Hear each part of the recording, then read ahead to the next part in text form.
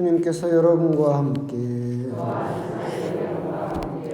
마테오가 전한 거룩한 복음입니다.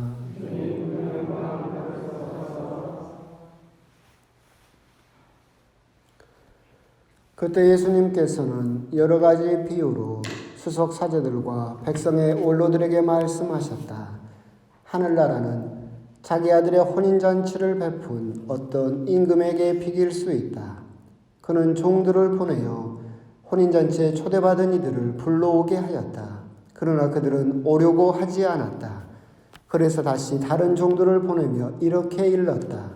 초대받은 이들에게 내가 잔치상을 이미 차렸소. 황소와 살진 짐승을 잡고 모든 준비를 마쳤으니 어서 혼인잔치에 오시오 하고 말하여라. 그러나 그들은 아랑곳하지 않고 어떤 자는 밭으로 가고 어떤 자는 장사하러 갔다. 그리고 나머지 사람들은 종들을 붙잡아 때리고 죽였다. 임금은 진노하였다. 그래서 군대를 보내어 그 살인자들을 없애고 그들의 고을을 불살라버렸다. 그러고 나서 종들에게 말하였다. 혼인잔치는 준비되었는데 초대받은 자들은 마땅하지 않구나. 그러니 고을 어기로 가서 아무나 만나는 대로 잔치에 불러오너라. 그래서 그 종들은 거리에 나가 악한 사람 선한 사람 할 것 없이 만나는 대로 데려왔다. 잔치방은 손님들로 가득 찼다. 임금이 손님들을 둘러버리고 들어왔다가 혼인의복을 입지 않은 사람 하나를 보고 친구여 그대는 혼인의복도 갖추지 않고 어떻게 여기 들어왔나 하고 물으니 그는 아무 말도 하지 못하였다. 그러자 임금이 하인들에게 말하였다. 이자의 손과 발을 묶어서 바깥 어둠 속으로 내던져 버려라. 거기에서 울며 이를 갈게 될 것이다. 사실 부르심을 받은 이들은 많지만 선택된 이들은 적다. 주님의 말씀입니다.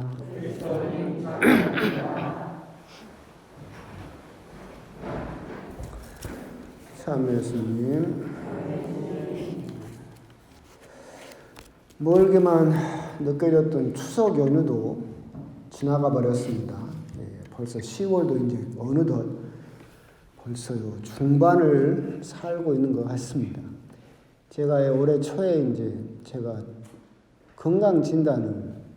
건강검진을 유학 나갈 때 받고 이때까지 10수년 동안 안 받았거든요. 무서워서.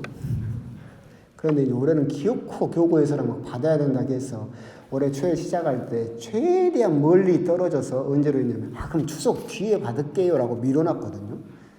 그때 생각은 추석이 안 올 줄 알았어요.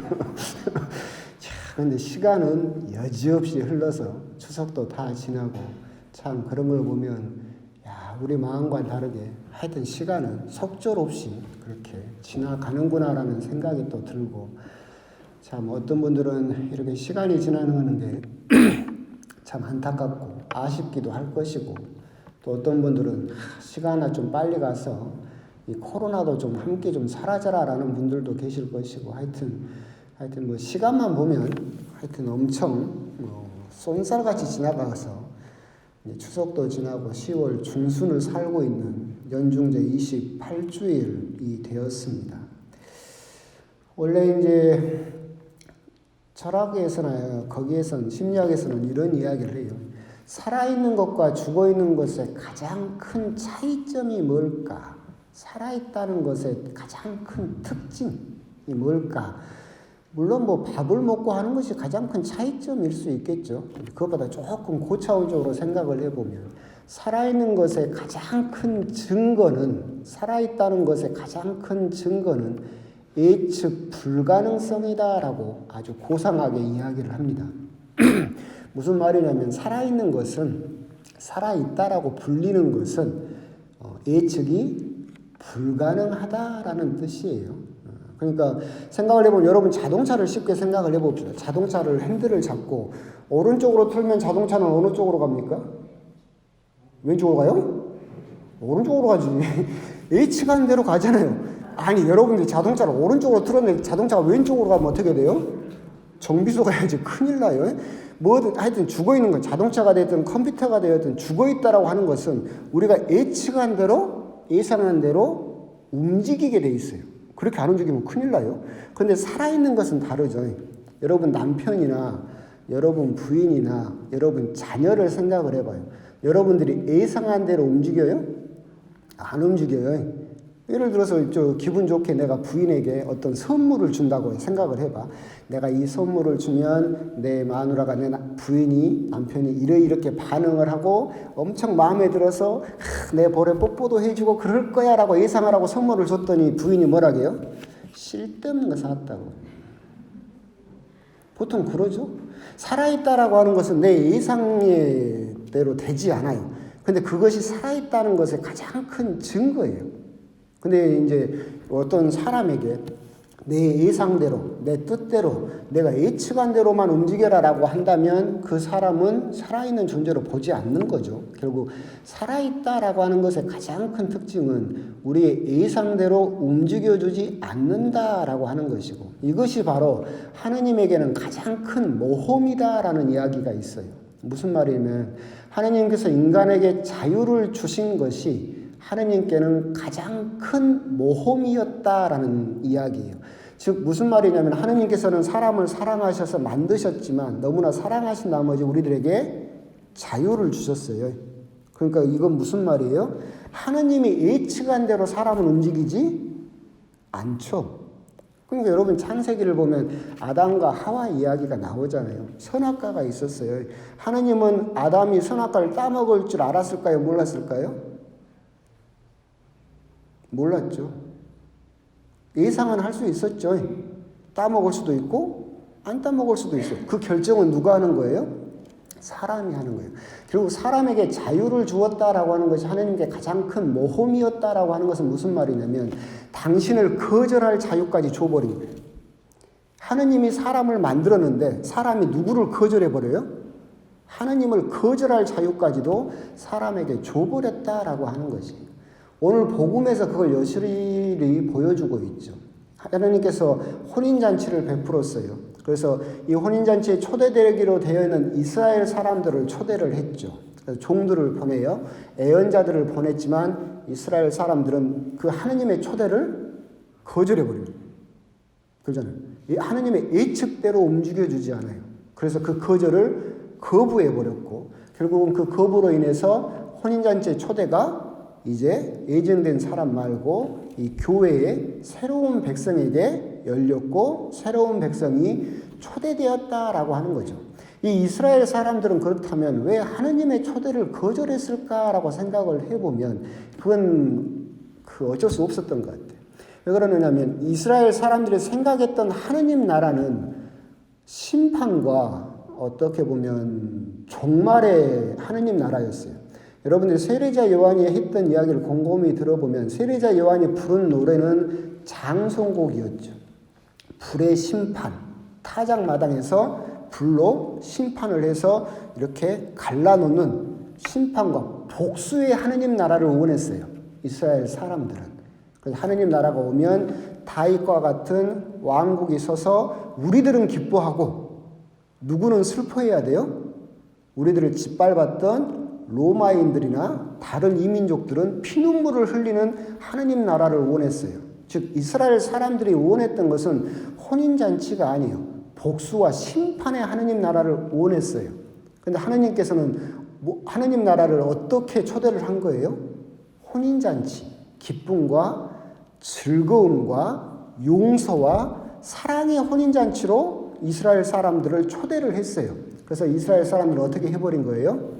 거절해버린 거예요. 내가 생각하고 내가 예상하고 내가 바라는 하느님 나라는 그런 하느님 나라가 아닙니다라고 거절해버렸죠.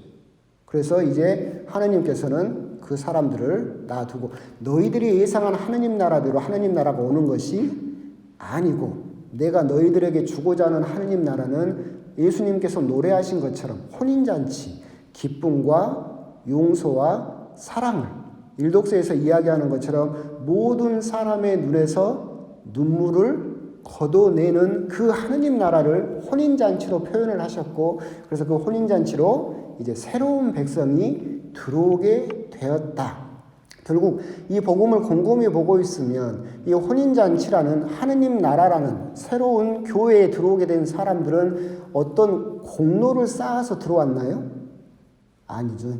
되는 대로 다 데리고 왔어요. 착한 사람이든 악한 사람이든 다 들어왔죠.